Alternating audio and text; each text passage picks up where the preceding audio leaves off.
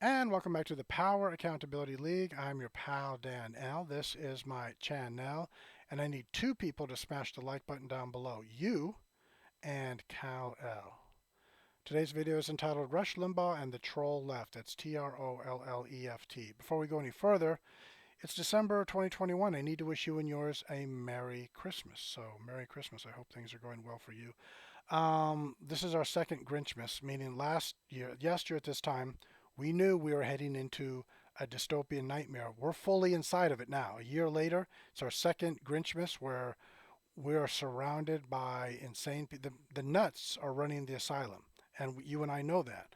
And it sucks. I mean, there's no words in the English language to describe the amount of suckage that we are surrounded by right now. But that doesn't mean we don't have to fight our way out. We do. We have to push and push our way through, and hopefully fight our way into a better future. Push our way and and just don't give up. Anyway, so enough of that. Let's get back to this circle, like Jen Psaki. Let's circle back to this episode, and we're going to start off by talking about Rush Limbaugh. I believe Rush Limbaugh was born around 1950. And when his radio show started becoming popular in the late 1980s, and from the very first days of his political radio show, he was in radio long before 1988 or whatever. But I think it was around 1988 that his political show, really started taking off. And he gets all the credit for that. That was his genius. That was his work ethic and his talent and his intellect all came together to create a wonderful radio show. And from the very first days, I think he coined a phrase called the drive-by media. Now, later, just a few years later, he didn't even do that. He just called them the drive-bys. And fans of the show, like me, I was a fan. I still am a fan of Rush Limbaugh. He's passed away, but I'm a fan of that radio show because it still exists. It's out there on the internet. Anyway, when he said drive-bys, we knew he was talking about trolls. Now, if Rush Limbaugh had been born in 1970 rather than 1950, maybe he never would have said drive-by media or the drive-bys. Maybe he just would have said the trolls because it's the same thing. The drive-by media spends most of their time trolling rational people, trolling society. The drive-by media is on the side of evil. It's on they're pushing they're not pushing the news.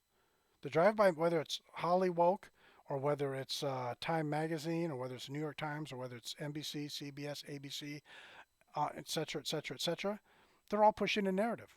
They're not trying to inform you about anything. They have a narrative, they have an agenda, and that is to create a global slave dystopia. Seriously, that's their goal.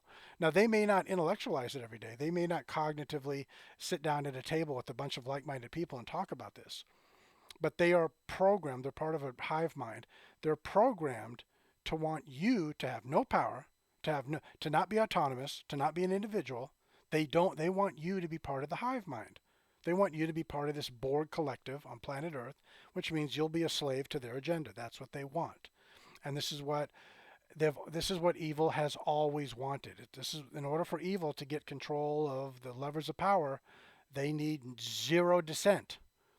And rational people like you and like me who believe in dissent, because dissent keeps us on the path towards civilization. Because dissent means we entered the arena of ideas. The right and some people in the center believe in the arena of ideas. You throw everyone, there's 7.8 billion people, so you have 7.8 billion ideas, and you put those into a basket, and you find out which of those ideas work. This is the whole idea behind a self-governing society. The United States, by the way, is not a self-governing society. That officially ended in November of the year 2020. We are not. We are slaves, all of it, well, except for the tiny sliver at the top, the elites.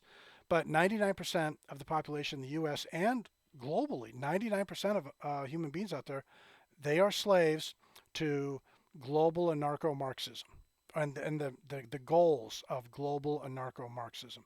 There are people you would say, well, that person's not a Marxist. Well, if your goal is the same as George Soros, you can use the word Marxist, fascist, you can use whatever name, but in the end, it's slave masters and slaves. George Soros wants to be the slave master. Obama bin Laden wants to be the slave master. Um, Joe Stoliden wants to be the slave master. Kamala Harris wants to be and you get to be the slave. That's what's going on. And for intelligent people, for people who are rational, people who accept objective reality, not the narrative, but for those of us who accept objective reality, we know what's going on. And Rush Limbaugh accepted objective reality, and he was a very smart person, great intellect, and very intuitive. And by the time he started his radio show in the late 80s, the one that became super popular and had tens of millions of listeners, um, he had figured out what was going on. He had figured out that the left had total control over the media, that whether that meant Madison Avenue, which is advertising, or whether that meant Hollywoke, you you know them as Hollywood, or whether that meant the news media. All of the media combined had a single, and it's not, and by the way, it's not a conspiracy. It's not like Paramount Pictures gets together with Warner Brothers, who gets together with whoever owns the New York Times. I don't know. Maybe it's probably one of those two I just mentioned. But it's not like they all get together. They just all have a hive mind. They all think alike. There's no individuality there. Oh, sorry. I got to get a drink of water. Sorry for the brief interruption. Anyway, so Rush Limbaugh called them the drive-by media. And like I said, that's just another way to describe trolls. The word troll and the phrase drive-by media, those are synonyms. Because the drive-by media, what they do is they shoot you a short. They just say something like, "Oh, a bunch of racists showed up, and on January 6th, just a bunch of Nazis showed up on at the Capitol," and you aren't supposed to question it. You're like, "Wait a minute, what did you just say? A bunch of Nazis showed up on January 6th for an insurrection?" Because that's and if they don't use the word Nazis, there's some sort of dog whistle. A bunch of when you go to Wikipedia and you look and it says and they use the word far right, but it's eventually just going to be right. They're not even going to say far right. But when you click on the far right Wikipedia, it just takes you to a page full of Nazis. So ABC, CBS would say a bunch of far right people showed up on January 6th and there was an insurrection and lots of people died that day. No, two people died on January 6th, both of them women, defenseless women, murdered by the left, by the deep state, by the swamp, by the administrative state, by the bureaucratic state. You realize those things all mean the same thing that I just said. They're, so that's what actually happened. But you're not supposed to think that way. They need you to believe that a bunch of Nazis showed up on January 6th and murdered a bunch of people, murdered AOC and the squad because everyone's racist and all. But that's not what happened. And for you free thinkers, for you enlightened people or people who appreciate the whole enlightenment that started 500 years ago, you're like, no, that's not. But still, you're beaten down by the narrative. And now Shakespeare once said brevity is the soul of wit. So, and it's really not. I mean, 1% of the time it is, but 99% of the time it's just the cliff notes, and it's bad cliff notes. And what do I mean by that? I mean, if someone says, for example, let's say someone's a racist and they say, that person over there is a racist. Well, that's brevity. If the word racist is brevity, it's a shortcut to saying, hate that person, go murder that person. Nazi, right wing, wingnut, racist, Republican. These things have all been conflated into just one simple idea. Go kill that person. And what you're not supposed to think is, well, why does this person over here want me to murder that person over there? Well, because this person over here wants power. And they can't have permanent power, absolute power over all the planet unless they get you, a decent person, to go in prison. And right now, what do we have in Washington, D.C.? At least 600 people in a gulag. It's gulag conditions. You can call it Guantanamo. You can call it whatever you want. But I think there's 600 people. And by the way, lots of people on January 6th who were responsible for orchestrating, for choreographing, for directing January 6th. They were part of what? The FBI and other deep state agencies. And so our own government, Trump's own, well, technically, I guess by then they figured out Trump wasn't going to be the president. In fact, that's exactly the point. The reason January 6th was infiltrated by people from the deep state, people from the FBI and other intelligence agencies and law enforcement, federal law enforcement, the reason all of these law enforcement agencies were infiltrating the crowd was to steer the crowd in the direction of violence, to create a narrative. And then the narrative would be parroted by the mainstream media, the ABC, CBS, NBC, CNN, NPR, PBS. I mean, I can go. You know who the suspects are. The usual suspects. The usual suspects are the people who've been sadly spreading lies for decades. But more importantly, they have control over the mainstream media. And what they do is they say, oh, this is what happened on January 6th. Just like they said, oh, November 2020, the most integrity driven election in American history. Hell, even William Barr was saying stupid stuff like that. And the head of the Donald Trump's own head of cybersecurity said the most integrity driven election, and it wasn't. We've had a year now. We've been uncovering it. Maricopa County, Fulton, which is in Arizona, Fulton County, which is in Georgia, Racine County, which is in Wisconsin. Just type in those words on the search engine, probably not Google search engine, but go look at what happened in those counties I just mentioned: Fulton County, Maricopa County, Racine County, which is in Wisconsin. And those are just three examples.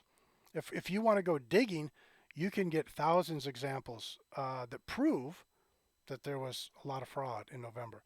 But that's not the narrative. The narrative is in November we had a perfect election, November 2020, and then on January 6th, all of the American Nazis went to Washington D.C. and now we've locked up 600 of them.